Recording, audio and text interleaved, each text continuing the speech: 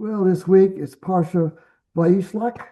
It has 154 verses in it, so it's a rather long one. The rabbis say that Jacob's behavior in the face of the mortal threat from the stronger Esau is a guide to our current or our conduct in similar circumstances. I remember reading about the prime ministers of Israel when they had to make peace with the Arabs during the after 67 war, 73 war, and they would consult the rabbis, and the rabbis would always bring them to this portion of scripture of the Torah, how Jacob handled Esau. And here we see Jacob undertook 3 simultaneous courses. He paid tribute, he prayed, and he was ready for battle. So let's start chapter 32, verse 8. And this was after the angels that Jacob sent to Esau came back, and Esau now is coming with 400 men. And verse 8 says, Jacob became very frightened, and it distressed him. Distressed, Rashi says, he was distressed because he would have to slay others.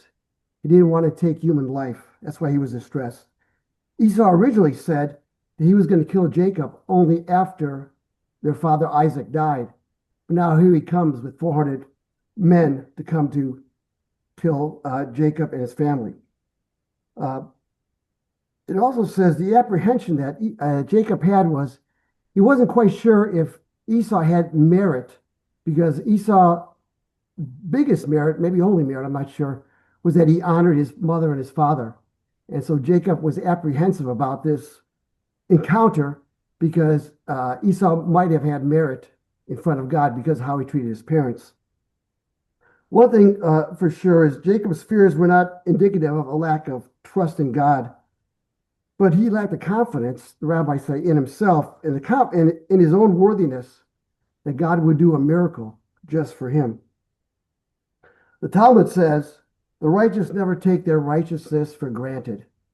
And that's something that we always have to be mindful for. We are righteous Gentiles, but our righteousness needs to be nurtured, day after day. Verse 20 says, if God will be with me.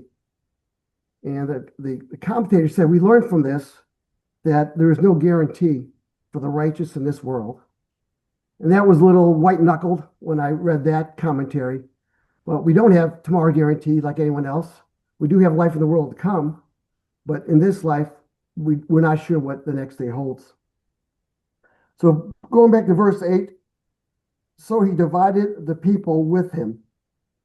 The rabbis bring out that Jacob's every action was inspired by a desire to minimize reliance on a miracle. We see this theme is going to come often in this parsha and other ways, that the righteous do not pray for miracles. Do not pray for outward miracles. A couple of parshas ago, we saw when the famine happened to Isaac, Jacob's father, and he was not allowed to go to Egypt. He went to Abimelech, become a neighboring country, and was there. And the rabbi said there was a famine there, but it wasn't as bad. The drought wasn't as bad as it was where Isaac was. But nonetheless, Isaac went out and he reaped and he sowed. And it's kind of curious that in a drought that Isaac would do that he would reap and sow. And the rabbis say because of that action, he got 100-fold extra. If he didn't do anything, he was promised that he would be blessed and God would send a miracle. It would be an obvious miracle. But because he worked during this time, he reaped and he sowed 100 times, and God blessed him because of his work, and that he did not rely on a seen miracle, but God blessed him in the hidden miracle. So it's just a thing that we see with the patriarchs, and I think is this thing that we can see in our lives. So now verse 9. He says, if Esau comes to one camp and strikes it down, the remaining camp will survive. So here we see Jacob preparing for battle. We see him doing something, not relying just on a miracle again, doing something. Next verse, verse 10. Then Jacob said, God of my father Abraham. We see that he prayed. So he's ready and he's praying. Verse 11 is kind of a curious verse, depending on your translation. On one hand, one of the translations says, I have been diminished by all. Why would Isaac or Jacob be diminished? And the commentary says his merits, he was concerned that his merits were going to be so diminished by all the kindnesses that God has shown him that he just didn't know what basically was left in the tank. And we see this also in the lives of the patriarchs, that they knew what their merits were and all the good that God has given them. So verse 11 goes on to say, I cross with my staff, and now I have two camps. And Rabbi Bakia brings out on there's two camps. And he says, we learn from this that a person must remember his travail during the times of the tranquility in his life. And we all know what times that we get into from time to time. We have family and friends that are in distress. We get in distress. Sometimes we, at least I see, it's like the water just coming up and up, and I can't take it. But during the times that everything works out well in our lives, we know what those times are like. We need to remember those other times and to remember God's faithfulness, that we have these two camps. And he brings out as one meaning of the two camps, that the times of travail and the times of tranquility that we have in our lives. So in those times that things are going well, remember when they weren't going so well, when we were agitated and aggravated and things were hitting us. I thought that was a great principle for any righteous person. So verse 13 goes on to say, you said, good, I will do good with you. Jacob is saying, you have done many unpromised kindnesses to me. Again, he's acknowledging over and over what God has done for him. What a lesson we can learn right there, over and over. Our feet hit the floor this morning, and we go on and on from there. And then on verse 14, he says, and he spent the night there, and he prepared a tribute. It's kind of curious. Raddock brings out that God did not send the emissary, the angel, to Esau's angel to Jacob until Jacob dispatched gifts to Esau. The action came before a spiritual encounter that was going to happen, an action of giving, an action of kindness. Goes on to say a righteous person can't rely on miracles. And we see this emphasized over and over again as Jacob is preparing with prayer, with appeasement, and maybe ultimately with battle.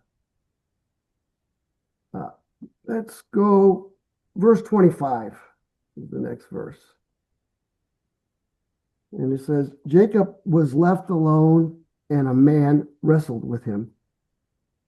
The Talmud sees the expression here, and in verse 26, wrestled with him, related to the word dust. Evidently, this wrestle has the same three Hebrew letters, an aleph, a bet, and a kuf, as the word dust does. And apologies if you were there Tuesday night, because Rabbi Wolbe talked about dust in this application, but it spoke to me, and I wanted to share it, maybe from my point of view. Rabbi Levy says, this teaches us that the dust of their feet, as they waged this fight, went to the ultimate, rose up to the heavenly throne. So this dust rose to every spiritual level until the highest of all levels. Now, I don't pretend to know what's the highest of all levels, but I do know what's toward the lowest of the levels, and dust. And I think this dust is a curious thing. Dust represents something that could dull a surface and something that can cover a surface. Dust can dull a bright, shiny object. Dust can cover things like a brick of clay and a brick of gold. Both can be under a covering of dust, and you can't tell the difference. I think the lesson with Esau's angel in our own Yetzer Hara is that both try to obscure the luster of God. They basically say, why acknowledge that God is in our lives? Why acknowledge that God exists? Why acknowledge that there's a heavenly code of morality, the 7 laws that we have? Why not just make up our own code? That would be much easier, and many people do it. Something that fits their mentality, something that fits their lust, something that fits their ideas. But and it goes on to say, well, this dust. Why study Torah is really important. Why pray is really important. Why give? Why do good deeds? Why do mitzvahs? Is it really important? The dust. Is it one brick the same as another? But Jacob shows, and even in our battle with the Yetzer Hara, our daily battle, it's about cleaning and polishing. And I wish there was a clean and a polish that Walmart has that would work, or any store has. But those don't work, as we know. Those cleaning and polishing has to come from us. It says that evil's very existence is based on its potential to obscure what's really true in our lives and to deceive man into accepting falsehoods. But Jacob would not be deceived. I mean, our lives, we could say, yeah, good never happens to me. I don't see prayers answered. All these things that we hear, we may say, we hear other people say. But Jacob wouldn't be deceived. As the angel kept storming up more and more dust, Jacob responded, verse 27, I will not let you go unless you bless me. And the result was the sun rose for him. So I took from this, as we wrestle daily with our Yetzer Hara, we have to remember this is a good battle, wrestling with our Yetzer Hara, fighting for things, fighting for our changes in our characteristics and our character. It's a good battle. It's a good battle to have better thoughts than we had in the past. Good battle to have better words, better actions than we have in the past. So Jacob battled, and I see myself as battling our Yetzer Hara. So God's purpose, and Rabbi Brody, Wally brought this out on Tuesday, and I think it's a good reminder. God's purpose in creating evil was that it should be defeated. The evil inclination has a mission of tempting us and to deceive us, but that's for the purpose so we can reach higher. It's one of those things that are it's opposite. They want to deceive us, but with that deception and with us cleaning off that dust, it only makes us go higher and higher. So then the question has to be, when do we win? When does the sun rise for us, as it did Jacob? Maybe it's when we give to charity, when it's kind of a difficult thing to do. Maybe we win when we keep our mouth shut when we want to open it and say something maybe we shouldn't. Maybe we win when we open our mouths when we really don't want to. We praise or thank somebody or say something good about people that maybe it's tempting not to say. When we hang on, as Jacob did, the angel rose after this battle and he wanted to go to heaven to sing the praises of man. And I think as we battle Yetzer Hara and we get our victories, I think our angel, our guardian angel, however this works in the spiritual world, I'm not 100% sure, but they sing our praises and what we have done and what we have conquered in our lives. I know all of us have conquered a lot, and thank God we have today to maybe conquer a little something else. So we see so far, I've talked about the first couple chapters, the first chapter that Jacob made preparation to meet Esau. We see the wrestling. And now let's go to chapter 33. And here it's see an encounter with Jacob and Esau. A couple of points that struck me on this chapter about the character of Jacob that I think we could use, we could find a value in our lives. So chapter 33, the first verse. Jacob saw Esau coming with 400 men, and he divided the children. Rabbi Hirsch brings out, from Jacob's course of action, we learned that despite our total confidence in God's promise, we still must do everything possible on our own behalf. So it's the same idea that comes out from the different commentaries and different verses, that we need to do everything that we can possibly do before we ask God, before we ask God to come and to bless us and to answer our prayers. So the second verse goes on to say, he put the handmaids and their children first. I always thought this was maybe because they were not as important to him. And the rabbi said, no, not at all. He was not willing to sacrifice Bilhah and Zilpah and their sons, but he placed them first in his prayers, what the rabbi said. Jacob thought they were less secure, or he was less secure about their safety than of Rachel and Leah. And what we see here in Jacob is that a man who could see spiritual things in other people and knew how to pray for people in those situations.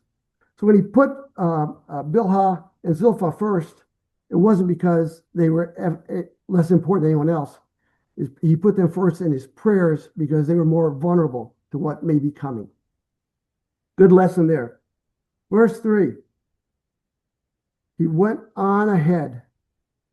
So Jacob passed everyone, and he was going to be the first to confront Esau. What a character quality of courage. He's going to face Esau and his 400 mercenaries. It's something we see in Jacob. And then it says he bowed 7 times in verse 3. Commentaries go on to say the righteous falls 7 times and gets up. So every time a righteous man falls, we all fall, we get up. Jacob fell, he bowed, and he got up. The rabbis go on to say that the 7 deadly sins in Proverbs, that Jacob was doing self-inspection, self-examination, that none of these sins were his. He went down and up 7 times. I remember reading a story, I don't know where I got it from, but it was about a group of young men in the Warsaw Ghetto. And they had days, a week or so, they knew their life was coming to an end. And they sat around and they discussed Musar. And they sat and they discussed how they could be better people. And it's just amazing to me. And sometimes I've kind of gone away from Musar, or I try to go, well, I like the philosophy. I'm okay, you're okay. Leave me alone. But then I remember these young boys, young men in the Warsaw Ghetto, that they were still trying to perfect themselves, even at the end of their lives. And I think that's what we see here in Jacob, up and down 7 times. Verse 4. It says, Esau ran and embraced him. We see here that Esau's rage was probably mitigated because Jacob defeated Esau's guardian angel, and the guardian angel had already yielded to Jacob. And another characteristic of Jacob's life, verse 5. Jacob said, the children whom God graciously given. When we're giving something graciously, it kind of connotes something that is a gift. And here he's acknowledging a gift that God gave him, just out of God's mercy. One of the prayers in the morning say, not on the merit of our righteousness that we come before God, but in the merit of his abundant mercies. And Jacob realized this, and the men of the Great Assembly who wrote that prayer realized this, that we come to God in prayer, not because, hey, I'm righteous, look at me, I've done this and that, but because of God's abundant mercies. And in verse 11, again, and God has been gracious to me. This word gracious again, as I have everything. This word everything is curious. It's kol in Hebrew. And it implies one of the attributes of God. God is everything. God is one. God has always been. God always will be. But it also has a connection to all the patriarchs. Abraham is said to Hashem blessed with kol, blessed with everything. Isaac, I partook from everything. And now we see Jacob, I have everything. God has provided all my needs. By acknowledging this and what God has done in his life. So just in these few verses, the character traits come out. He divided his children. We see planning, thinking ahead, actions, putting the handmaids and their children first, seeing into spiritual matters and praying, seeing him go out first, the courage that he was willing to take on, if needed, 401 men. How many people would even attempt that? But Jacob was ready to attempt that if needed. And then the rising and the falling, the self-examination over and over to make sure he was pure of heart before taking on this colossal task. And then the last couple of being gracious, acknowledging God and the kindnesses that he has given. Let's go to chapter 34. And a couple of ideas, thoughts about the abduction of Dinah. And is there a lesson here for us? Is there anything we can learn about it? The introduction, or the rabbis bring out that Israel is called to be a nation of priests and God's standard bearer on earth. As God's standard bearer, they have to bear this moral outrage.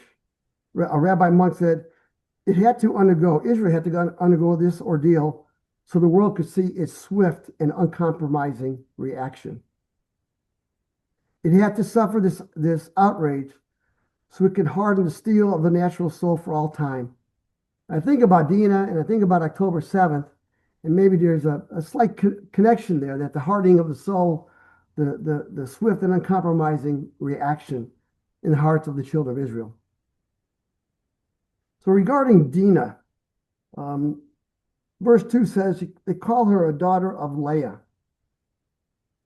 Rabbi Hirsch brings out, even though she was abused and may have had a small part of the share of the blame, she's nevertheless deserving of also being called by the title of a daughters of Jacob later on in the chapter.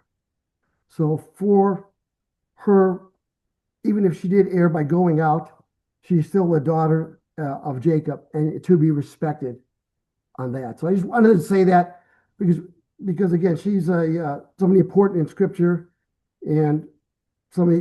It's nice to say positive things about people. There's something positive about Dinah. Now, what we don't want to speak too positive about is the men of Shechem. So verse 23 talks about their livestock and their possessions. Won't they be ours? It brings out here that the Midrash writes, the remark was that their circumcision was not for the sake of heaven by any means, but the men of Shem were circumcised because of their greed. They agreed to possess Israel's possessions, and maybe with this even a hint of murder. Won't their possession of livestock be ours? Not maybe, could be a sharing, but maybe even some more can be implied in that. So verse 25 in this chapter goes on to say, they killed every male. This is kind of a dilemma. How were the righteous sons of Jacob justified in committing this massacre on the seemingly innocent townspeople? And the answer that the rabbis bring out is collective guilt. And we go to the Noahide laws. We see that what was their responsibility under the laws? We see theft was committed. They stole Dinah. Maybe immorality was there. They broke another law. And they didn't have courts. They never set up courts. Another law they broke. They were basically controlled by Hamar, and Hashem. Yet no one questioned them, let alone bring them up to justice.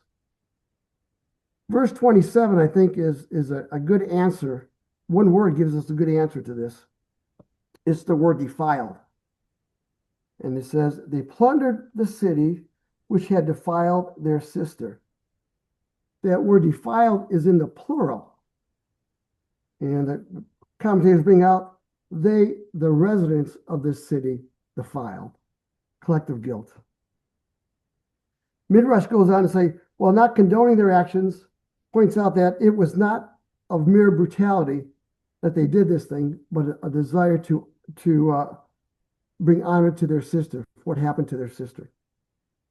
And as a result, we see a godly terror fell on all the cities that this happened.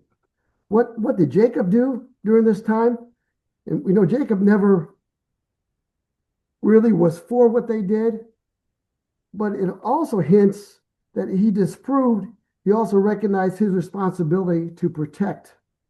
And he took his sword and his bow, the Midrash said, and stood at the entrance of Shechem. When Jacob is talking in Genesis 48:22, Jacob says, which I seize from the hand of the Amorite by my bow and with my sword. So maybe it indicates that Jacob was kind of there protecting his sons.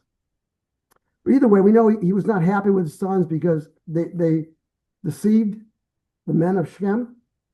And also he was concerned in verse 30 that talks about the other people. Let me get this in my notes. About the Canaanites, the Perizzites, the people rising up to attack him and his family. That was another one of his concerns. Rashi explains that the Canaanites had a tradition that they would fall by the hands of Jacob's prodigy. Jacob was concerned that they might have thought the conquest of Canaan had already begun. And all Jacob had was him and his 12 sons, and his oldest sons were in the 13-year range, years old, and the younger sons were 7 years younger than that. So Jacob's concern was how it was done and what it may happen. But we see that godly terror fell upon the people, and the children of Israel, they were safe. One little thing I want to bring out in chapter 35, verse 3.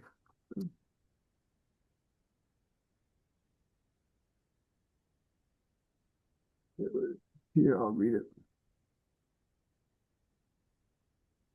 Then let us rise, and we will go up to Bethel and make an altar there, an altar to God who answers me on the day of my distress and was with me on the road that I traveled. The verb in who answers, commentators bring out that this verb is in the present tense. It's not in the past or not in the future. God will answer. God did answer. Neither one of those, but God answers. It's a curious thing that of all the people, that Jacob, who was swindled 100 times by Laban, who was cold and hot and rained on watching Laban's flock, cheated back and forth, not seeing his family, that he would use that God answers constantly, that God is always there in the present. He's always with me. I thought that was a good lesson to always remember that the divine presence, divine providence is always with us. Feel it or not, always near, always present, always in the present. Yes, it was in the past, and we hope for the future, but today we know, right now, we know it's in the present. So that's my little talk today. If anyone wants to add anything, what you learned as you were studying this week, something, anything you want to bring out, now's the time.